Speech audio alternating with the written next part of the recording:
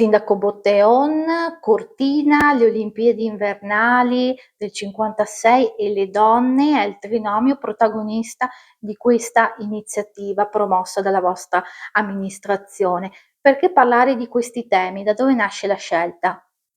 Beh, la scelta nasce intanto perché abbiamo trovato una data che è imminente, prossima all'inizio delle Olimpiadi, che è ovviamente l'evento che stiamo aspettando tutti.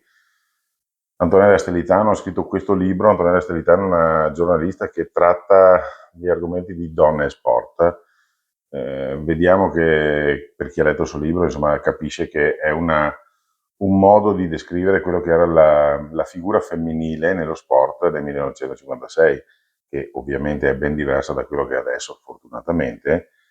E abbiamo invitato Antonella perché? Perché Antonella, tra l'altro, pochi lo sanno, ma entra da 25 anni nelle case di tutti i cittadini del Felettano, perché lei è la direttrice responsabile del Feletto Informa, colei che ci permette di pubblicarlo e di portarlo nelle famiglie, per cui era logico la conoscenza, la capacità di Antonella di raccontare determinate vicende di donne e sport era la simbiosi esatta per poter fare una serata che spero sia effettivamente di gran successo.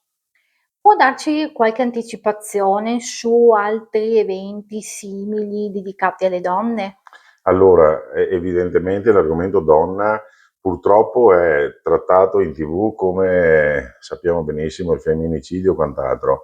Noi cerchiamo evidentemente e ovviamente di cercare di spiegare il mondo della donna attraverso persone come Antonella che la valutano nel mondo dello sport, ma cercheremo ovviamente di creare altre serate perché per far capire che la differenza che c'è tra qualche anno fa e il modo di gestire, il modo di vivere anche il mondo normale della donna sta fortunatamente cambiando, il mondo del lavoro sta cambiando, però insomma tanto c'è da fare, per cui ci prestiamo affinché effettivamente la valorizzazione della donna sia fatta come è giusto a 360 gradi dal punto di vista sportivo in questo caso, ma anche dal punto di vista lavorativo e della vita civica quotidiana.